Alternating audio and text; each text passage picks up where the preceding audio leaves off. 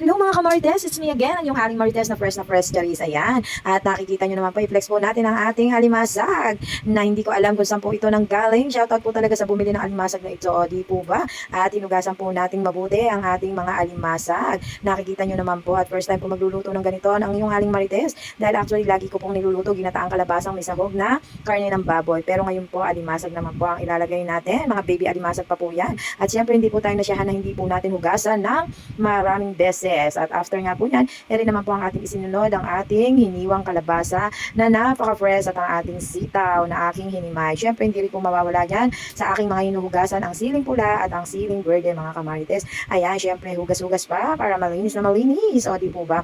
Ganyan po para sila ay maligayahan sa aking ginagawang pagpapaligo sa kanila. At mamaya nga po sila po iluluto na sa aking mahiwagang kawali mga kamarites. At syempre mga kamarites, ito na po ang ating mga pangunahing sangkap sa ating lulutuing ginataan.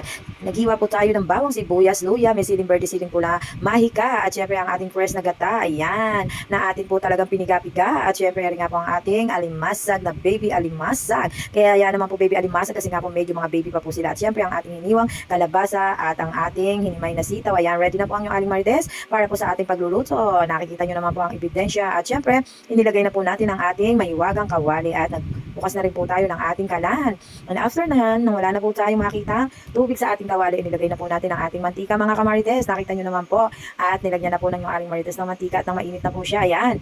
Una po natin inilagay ang ating mukhang 1/4 na luya po yata ito sa dami. O di po ba mga kamarites? Ayan. Inuna po nating lutuin ang ating luya. Dahil nga po ang luya ay talaga namang nagpapaalis ng lansa kahit po sa manok o anong klaseng karne. Ayan, basta may luya. At siyempre nang mapula na po, isinunod na po natin ang ating bawang at ang ating sibuyas. Ayan po ang ating mga pangunahing sangkap sa ating lulutuing ginataang kalabasa with sitaw at baby alimasag. Ayan mga kamarites, kitang-kita nyo naman po kung paano po ang ginagawang pagsasangkutsa ng ating pangunahing ingredients dito sa ating mahiwagang kawali na lagi nagbibigay ng masarap na ulam sa bawat pagluluto ng yung ating marites. At siyempre po, ayan, nung nakita nyo na po na medyo mapula na po silang tatlo, ang ating bawang sibuyas luya na hiniwa.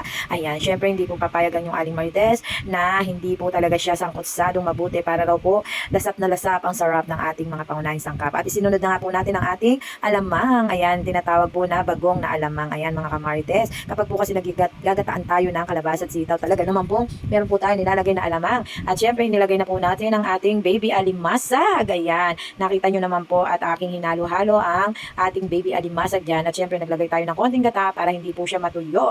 At syempre, ayan po, nakita nyo naman po, medyo magalaw po ang aking pagbibideo. Mahirap po kasi ang nagbibideo na nagluluto. Ayan, kita-kita nyo naman po ang ebidensya na talagang sinangkot sa ko po munang mabuti ang ating baby alimasag. At syempre, inilagay na po natin ang ating hiniwang siling pula. Ayan, para lasap na lasap po ang anghang. At syempre, sinunod na rin po natin ang ating sitaw, mga kamarites. Syempre kung ano po ang unang matigas, ayun po muna ang una nating lulutuin para naman po malambot ang ating sitaw. Ayan, nakikita nyo naman po mga kamarites. At isinunod na nga rin po ng yung aling marites ang ating kalabasa para kapag nilagyan ko po siya ng gata, isang pakuluan lang po at siguradong sabay po silang lalambot mga kamarites. Actually, bata pa po itong aming kalabasa. Dahil nga po bata pa ito, sure na sure po akong napakatamis po nito at alam ko po na malagkit dahil habang hinihiwa po namin ang aming kalabasa ay talaga naman pong nararamdaman kong siya ay malagkit. Masarap po kasi sa ating ginataan kapag po ang ating kalabasa ay malagkit. At syempre, ayan nga po, sinunod na po natin ang ating piniga-pigang gata. Fresh po yan mga kamarites. Pero feeling ko naman po dyan ay hindi po ma-absorb. Shoutout sa aking baby MJ Colette na nanonood sa aking pagluluto. Hindi po ma-absorb ang ating gata na yon.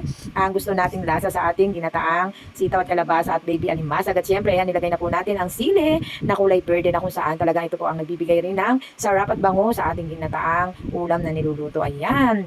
Ayan naman po mga kamarites. Ayan, kitang-kita nyo naman po, lutong-luto na po ang ating baby alimasag. At nakita nyo po, sabi ko nga po kanina, hindi po kakasya ang ating gata. Kaya nilagyan ko po siya ng additional na gata. Ayan, nakikita nyo naman po ang first gata na ating inilagay na naka-tetrapack na po. Ayan, o di po ba? Hindi po natin yan hahaluin. At syempre, ang ating mahiwagang mahika. Ayan, nakikita nyo naman po at mukhang hindi ko po naputasan mabuti.